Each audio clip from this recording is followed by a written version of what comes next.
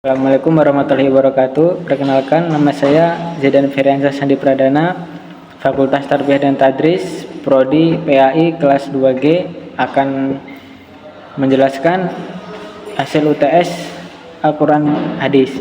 Soal pertama yaitu, menurut saudara, bagaimana mengimplementasikan kedudukan dan fungsi Al-Quran dalam kehidupan kita sehari-hari? Nah, jawabannya ialah mengimplementasikan kedudukan dan fungsi Al-Quran dalam kehidupan sehari-hari dapat dilakukan dengan beberapa cara. Salah satunya ialah membaca dan memahami. Luangkan waktu setiap hari untuk membaca Al-Quran dan memahami maknanya. Hal ini dapat membantu mengarahkan tindakan dan perilaku kita sesuai dengan ajaran yang terkandung di dalamnya. Salah satu ayat Al-Quran yang tentang pentingnya membaca Al-Quran yaitu surat Al-Muzammil ayat 4 yang artinya, dan bacalah Al-Quran dengan tartil, perlahan dan jelas, yang membawa irama sesuai dengan tuntutannya. Jadi, dalam kehidupan sehari-hari, apabila kita membaca dan memahami isi dari kitab suci Al-Quran, maka kita tidak akan tersesat, baik di dunia maupun di akhirat. Karena pedoman hidup umat Islam telah Allah Subhanahu wa Ta'ala terapkan dalam kitab suci Al-Quran. Itulah mengapa kita harus membaca sekaligus memahami isi dari kitab Al-Quran tersebut.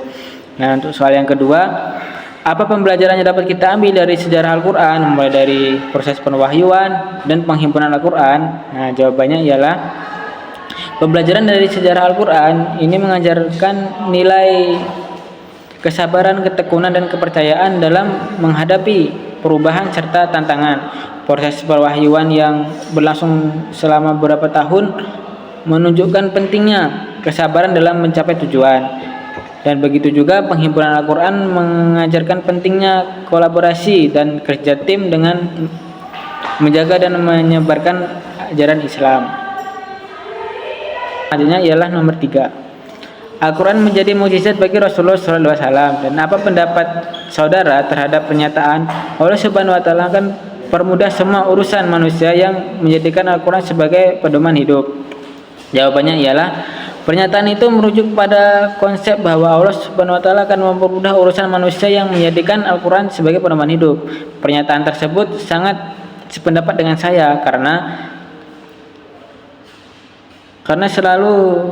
selain Al-Quran menjadi mukjizat bagi Rasulullah SAW, Al-Quran juga menjadi petunjuk pedoman hidup umat Islam. Selain itu, di dalam Al-Quran juga terdapat banyak sekali ilmu-ilmu agama maupun ilmu-ilmu sains. Untuk soal nomor 4, apa yang saudara ketahui tentang metode penafsiran Al-Quran dan praktek penafsiran Al-Quran? Jawabannya ialah, berikut beberapa metode penafsiran Al-Quran dan prakteknya. Yang satu, al-ijmali atau global, yaitu prakteknya ialah penafsiran Al-Quran yang dilakukan dengan mengemukakan di kandungan Al-Quran melalui pembelajaran yang bersifat umum. Yang kedua, at-tahli atau analisis. Cara prakteknya ialah menafsirkan Al-Quran berdasarkan susunan ayat dan surat yang terdapat dalam mushaf.